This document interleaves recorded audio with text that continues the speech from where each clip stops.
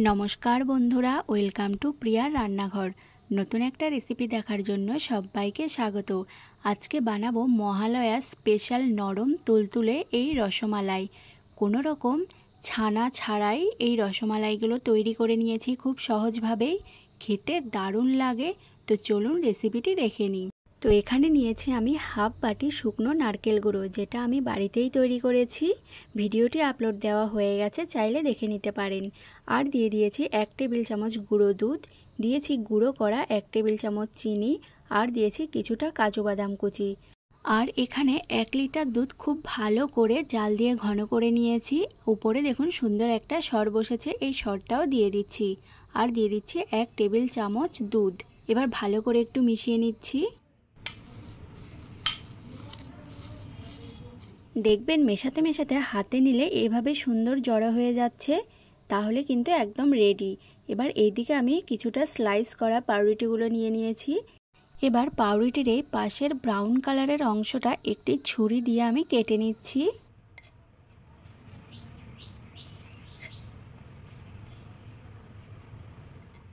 এবার আমি পাউরুটিটাকে এইভাবে মাঝখান দিয়ে কেটে নেব।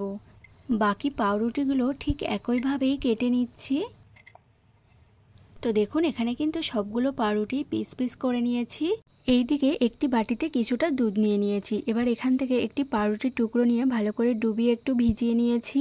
এইবার 2 হাতের সাহায্যে হালকা করে চেপে দুধটা বের করে নিয়েছি। এবার এখান থেকে নিয়ে নিয়েছি কিছুটা পুর, যেটা আমি রেডি করে রেখেছিলাম। এবার পাউরুটিটাকে এইভাবে একটু ভাঁজ করে গোল করে নিচ্ছি। তো দেখুন খুব সুন্দরভাবে গোল করে নিয়েছি। বাকি পাউরুটিগুলো ঠিক একইভাবেই দুধের মধ্যে এইভাবে ডুবিয়ে একটু ভিজিয়ে নিয়েছি। এবার 2 হাতের সাহায্যে চেপে দুধটা হালকা করে বের করে নিয়েছি। এবার মাঝখানে আমি পুরটা দিয়ে এইভাবে ভাঁজ করে সুন্দর করে গোল করে নেব।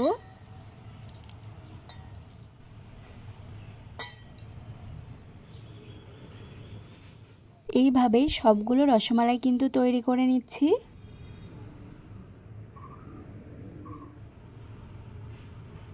তো সবগুলো রসমালাই কিন্তু তৈরি করে নিয়েছি।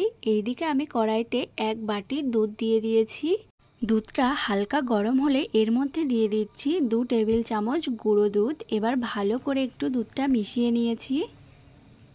এবার এর মধ্যে দিয়ে দিচ্ছি 2 টেবিল চামচ গুঁড়ো করা চিনি। এবার ভালো করে একটু মিশিয়ে নিচ্ছি। এবার এর মধ্যে ফ্লেভারের জন্য দিয়ে দিচ্ছি কিছুটা এলাচ গুঁড়ো। এবার ভালো করে মিশিয়ে নিতে হবে। এইভাবে কিন্তু সমানে নাড়তে হবে, না হলে এই দুধটা কড়াইয়ের নিচে লেগে যাবে আর পুড়ে যাবে। দেখবেন এইভাবে নাড়তে নাড়তে কিছুটা ঘন হয়ে আসছে। তো দেখুন এখানে কিন্তু দুধটা একদম রেডি হয়ে গেছে, কিছুটা ঘন হয়ে এসছে। এবার নামিয়ে নেব। নামিয়ে এই যে রসমালাইগুলো রেডি করে রেখেছিলাম এর উপরে দিয়ে দেব।